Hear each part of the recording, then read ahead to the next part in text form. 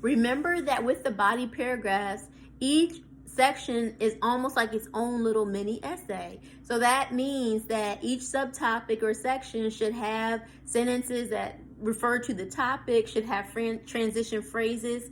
I give you some possible transition phrases and terms that you can use. So like I said, if you're writing on one of your subtopics and you want to incorporate two sources, you could talk a little bit about the information for the first source, plug in that annotation paragraph, and then say, in addition, or furthermore, starting a new paragraph, talk a little bit more about the subtopic, then plug in your second annotation, okay? And there are many words that you can use to help you transition from one idea to another within the same subtopic. So you could do one or two paragraphs on using this source and then say furthermore, or consequently, or conversely, or likewise, and then go on and give more information from your second source. So there are some great phrases in the PowerPoint that can show you how to transition from one source to another using these words, okay? Some of the transition phrases that we'll see a lot of times when we're reading the scholarship of others as is generally, or for instance, or for example. I don't love for example, but a lot of people like to use it when they are providing like maybe a case study or a fact. So if you're doing Black Lives Matter, you could talk about a little bit about the history, plug in a source, and then you could say, for example, in the case of Trayvon Martin, and then go on to add that source information. That's just another way to do a transition, okay? There are counter arguments and rebuttals that you want to include in your body section of the paper. So remember, counter argument is the opposing idea or thesis to your reasoning. One of the reasons it's nice to include the counter argument when doing a research paper is that it allows people to see how knowledgeable you are about the issue. So not only do you just know your perspective that supports what you believe, but you also know the other side of it. You can also be more persuasive because you're addressing the specific views of people that don't think perhaps the way that you think, and then it gives you a chance to show how your ideas hold up to scrutiny, okay? If you can use counter arguments effectively, that shows that you are not afraid of looking at opposing points of view. It gives you a sense of being a person that is open to compromise because you are weighing the alternatives to your perspective. Rebuttals are the ways in which you can refute the opposing point of view. And remember, you don't have to address every counter argument about your issue. So if you're talking about free college education, you don't have to address every opposing point of view and refute every single thing someone says about why it won't work, but you want to, address maybe one or two that are often brought up, the most common, so that again, your research can show that it's addressing the needs and concerns relative to your issue, okay? One of the great ways to include a counter argument and rebuttal is the turn against. It's basically acknowledging that someone doesn't believe the way you believe and then saying, okay, it is true that people have argued this, or there are individuals that believe, or certain evidence might suggest, and then you can go in to talk about the opposing point of view. And then once you have done that, it'll give you the freedom to then address it.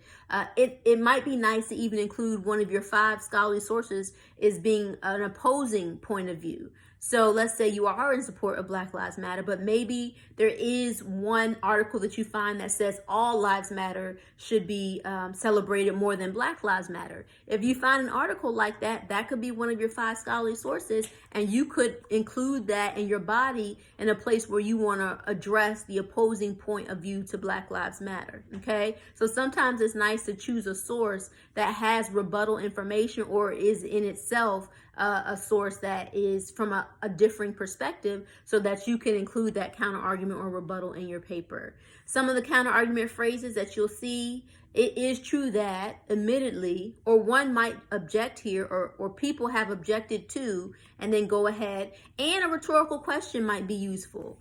So you might acknowledge, why is this the best choice?